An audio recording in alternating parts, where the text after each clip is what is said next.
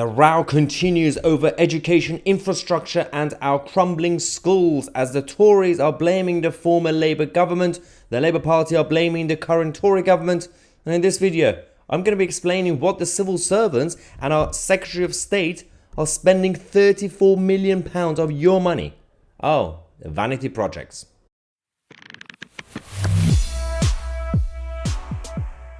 Okay, let's talk about the swamp of the political establishment on Whitehall and the whole of the civil service as a whole. There is not enough transparency when it comes to everyday operations. That's one thing.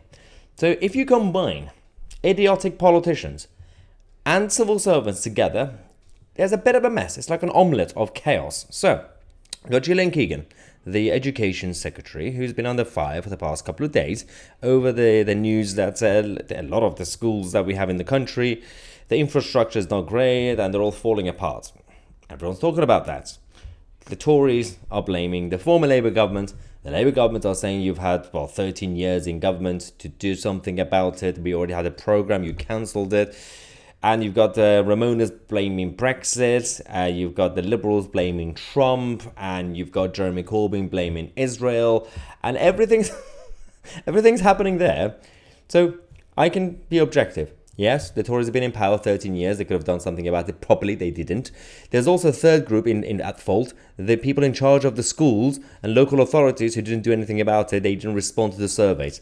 So Tory government's fault, the schools, the management, and former Labour government as well. Everybody is at fault. So don't believe any side who say we are the angels, the others are the devil. So now we have our lovely Education Secretary, Gillian Keegan, and her civil servants aided at the Department for Education spending £34 million on an office makeover for her new office. £34 million of your tax money has been spent to redecorate and rebuild and revamp, essentially, Gillian Keegan's office. Are you kidding me? Firstly, Gillian Keegan only has a few months left in office. She's going to get kicked out. Even if the Tories win the election, which is unlikely, she's not going to be Education Secretary next time.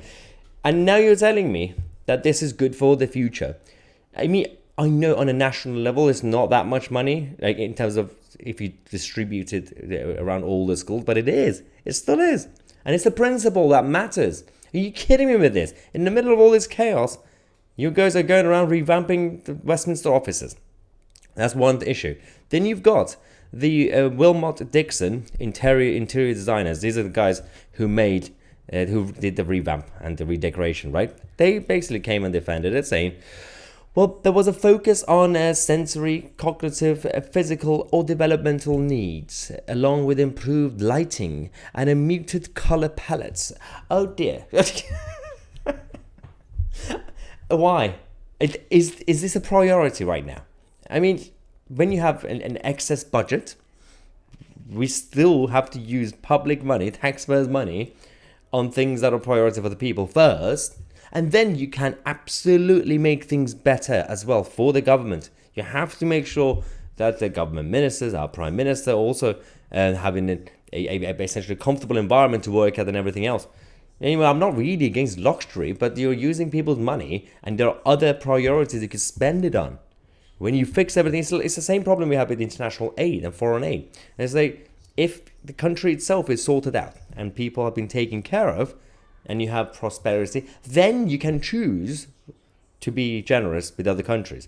So that's the other issue. So anyway, this is the state of our schools right now. And I know it's not all the schools anyway, we know that. But it's not really about any of the propaganda you're getting. So the left-wing media are creating their propaganda that basically this was a creation of the Tories. Not really.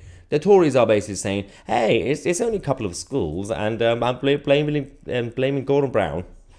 Yeah, successive governments have failed. And the local schools, their management have been incompetent as well. So it's basically a triangle of chaos that's been running the education sector. Having said that, you have the Department for Education coming out to say about the office, the project to revamp the office. The project, which was initiated in 2019, will significantly reduce the annual maintenance cost of the building to the taxpayer and ensure officials can continue to work productively. Okay, I'm going to choose to believe them that it does bring down maintenance costs. Okay. But I have a feeling we know the culture of people in government. They don't know how to negotiate business contracts.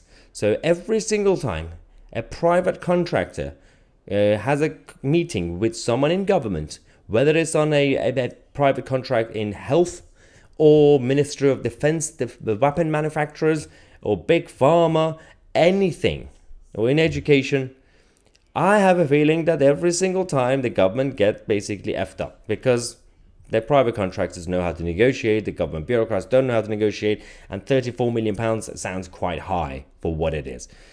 I'm pretty sure you could have rebuilt the whole thing much cheaper.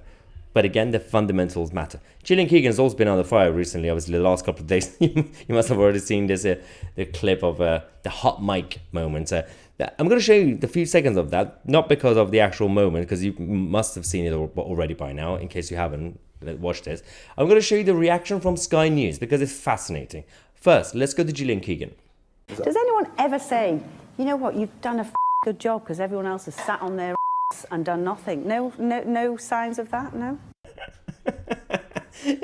I also love how the political debate in this country has gone so crazy that over the last day or so, there has been massive debates, even in the corporate media, and it's so sad. I did not talk about this yesterday on purpose because it doesn't matter. So you've got the anti-left wingers or the more sympathetic people towards Tories defending Gillian, saying, "Oh, no, this is nice because she actually comes across like a normal human.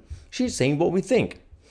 Then you've got the lefties saying, "Oh, she's so rude, she's so unprofessional, such a devil." And then you've got the media people loving it because they're like, "Oh, we have a hot topic, a drama to talk about." You have literally all the channels, from Sky News to GB News, Talk TV to Channel 4, having panel discussions, having like fake contributors on TV who get paid so much money for no reason. They have nothing to contribute. All these channels going around saying, "What do you think of Gillian Keegan?" Ooh. I don't care. I care about what she's actually doing to the country, the policies. And everyone has an opinion. It doesn't really change anything. She's an idiot. Anyway, the reason I mentioned that is because I want to show you, speaking of media, this is how Sky News analysed the moment. Well, interesting choice of language. Sky's political correspondent Rob Powell joins me now. Rob, what do you make of that? Clearly, the recording she thought had finished, and yet the tape was still rolling. Yeah, well, that's certainly not the government line. In case you missed this, Rob Powell said, "Well, certainly it's not government line." This is the level of professionals that we're getting from the corporate media. I know, obviously, I said the clip that we had, I didn't trim that. That's literally the end of the clip that I have. So some of you would say, "Well, you stopped in that moment. He's going to say more." Of course, he's going to say more. But his first sentence coming out of his mouth was, "Well, certainly that's not government line." I'm glad you said that, Mr. Powell, because I thought that was government policy for Gillian Keegan to speak after an interview and tell the general public to thank her more and praise her for doing something. Oh, the level of desperation from the government and level of idiocy from the media. Thank you so much for watching. I'm Tousi, and we are the media.